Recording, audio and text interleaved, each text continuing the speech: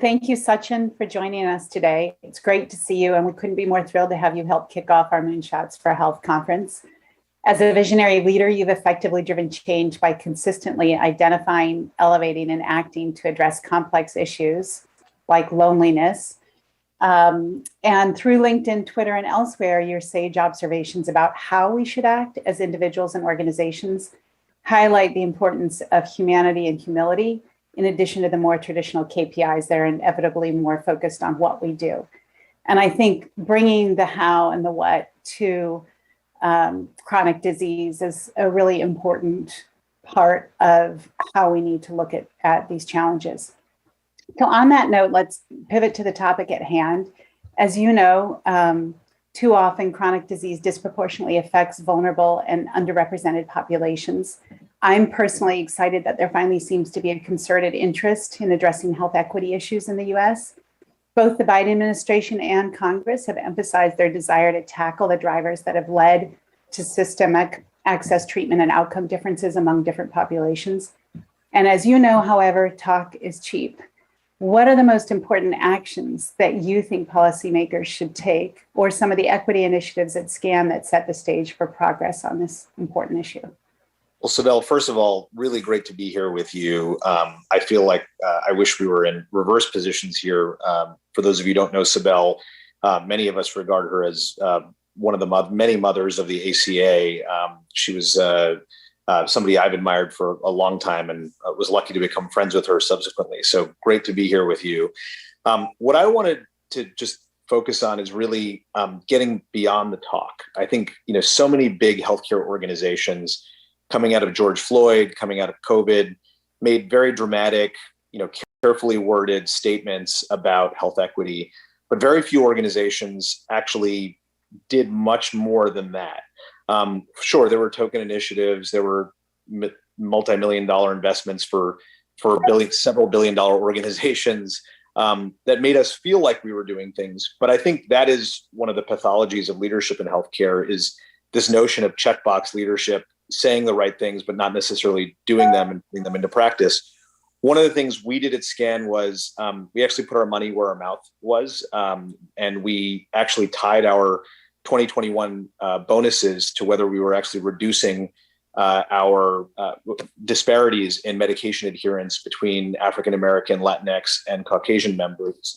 And what I can tell you is we're actually not on track to achieve it. So each one of us may take a 15% haircut. The strategies we put in place didn't necessarily work. And we're in a mad dash right now to try to close those gaps and try alternative approaches. And so we're putting very real dollars in place to try to accomplish, I think a significant reduction in disparities between populations. I think it's going to take that kind of action, kind of industry-wide, for us to be able to actually move the needle. Short of that, we're going to keep talking about this problem. We started talking about this problem when I was in medical school. I remember when Mass General announced the creation of a center to reduce healthcare disparities, or to study healthcare disparities, and we're still studying healthcare disparities, and we're still talking about healthcare disparities. The progress we've made is frankly just embarrassing. And so I think it's important for us, those of us in, with platforms in positions of influence, to really push our organizations beyond just talking and start doing. And it's not always going to be easy. I think we're going to run into bumps. We may not necessarily achieve our goals, but I think the opportunity for us is to actually, start to move the needle and move, from talk to action. Yeah, no, thank you. I think that's absolutely right. And it's interesting, even when you mention the center that started, how sort of the terminology and vernacular has changed, right? We were talking about social determinants of health, and now we're much more broad than that, and it's all being couched under equity. But the real test will be if we begin to see change in the outcomes and what we're doing. And I admire the example you gave around medication adherence and bonuses, right? That certainly sharpens the mind, and you figure out whether things are working or not, because everybody's incentivized to move forward. Yeah, and to take it to sort of the policy world that we both came from. I would say one of the real opportunities for the industry is to look at star measures and look at a true treatment of health equity from a star ratings perspective. In a month, CMS will announce organizations that have achieved 5, 4.5, 4, 3.5 stars. What most people don't know about these star ratings, in addition to being a marketing tool for health plans, is that there's real dollars that are actually delegated to health plans to the tunes of tens of millions of dollars in some cases for the large players, hundreds of millions of dollars that are at risk based on star ratings. So this is real value.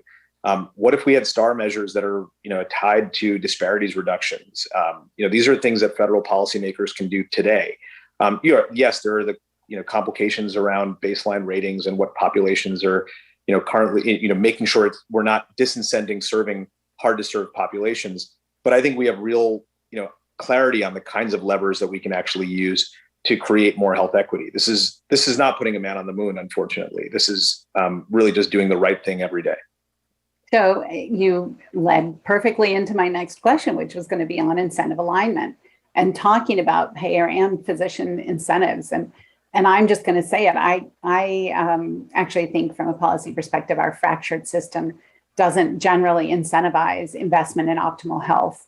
We've got patient churn due to job and coverage changes, and it conspires against a lot of meaningful initiatives where the ROI on chronic disease prevention or treatment is realized over a long period. So in many cases, I think it's perfectly rational, yet utterly depressing business decision, even if it's not explicitly acknowledged as such. And we still have a lot of work to do, even though we've made progress in the last decade to get to a policy framework that measures and rewards the right activities and outcomes. So STAR measures are a great example of that. And I think it's time to move beyond process measures. I will say shamelessly, as you know, Virta is one of the few interventions that's been able to deliver relatively quickly consistent and effective results in the type 2 diabetes space. And we've just entered into a partnership with SCAN. I'd love to hear your thoughts on what moved you to do so and any other ideas you have in terms of incentive alignment more broadly. Yeah, I mean, so one of the reasons we work with SCAN, and I will tell you, the bar that we have for doing a pilot is very high. We get approached by, we get LinkedIn bombed, probably 100 times a day by folks wanting to do a pilot. One of the reasons we partnered with Virta is that we were compelled by the science and data-driven nature of the business. This is not an organization that's necessarily, just interested in selling a story. They want to actually, ultimately put real data and real analytic rigor behind it. And I think that is so much of what is, really missing in a lot of the solutions that are coming to market is they aren't necessarily brought to bear with the same rigor and analytic intensity that I think, pharmaceuticals and vaccines are brought to the market. And so, when you see a digital health startup bringing that kind of approach and orientation, you want to reward it. You want to be part of it. So, Virta is one of the few, tech-oriented healthcare companies that we've really partnered with. So very excited about that. Although we're early and we don't know how it's going to go, we're hopeful that it will help a lot of our patients, a lot of our members. What I would say, more broadly is I think, we talk a lot about value-based payment. I do think the issue that you identify is very real, which is this notion of how long people are, part of health plans and that churn and how it affects investment decisions. I think Medicare Advantage is one of the few places where you actually do see the return on investment, because once a member has been with a plan for a year, the likelihood that they'll churn onto another plan is relatively low. We see on average people stay with our plan 8 to 9 years after they've made the decision, after they've been with us for a year. And so that I think actually creates a great laboratory for, intensive chronic disease management, because we're both rewarded for it on the revenue side, but also on the cost side, longer term.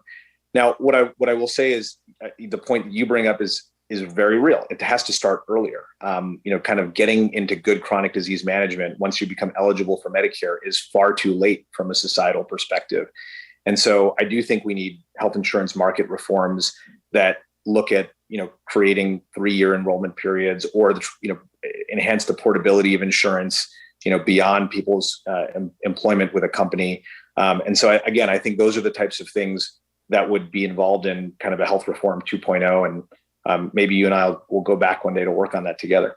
So I would be delighted to partner with you on something like that. And I do think, it is also downstreaming it to where providers are living and where, we want to incentivize certain behavior there and be really mindful to not penalize institutions or individual practitioners who have challenging populations. So trying to find that right balance of carrots and sticks that are helping people do what they want to be doing, but mindful of the environment in which they're working. So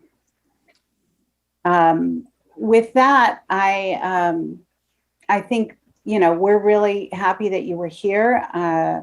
I think we're getting ready to start the broader panel and appreciate that you took time to do a fireside chat when your schedule prevented you from joining the broader panel. And we love watching what you're doing at SCAN and are really excited to be partnering with you on this issue. But there's so many other initiatives. And you're right, the stickiness of an MA market lets you invest in beneficiaries in a way that many other plans are not able to do because there's too much movement. So absolutely. Well, thrilled to be here, thrilled to be partnering with Verta, and look forward to seeing you again soon, Cybele. Thanks a lot.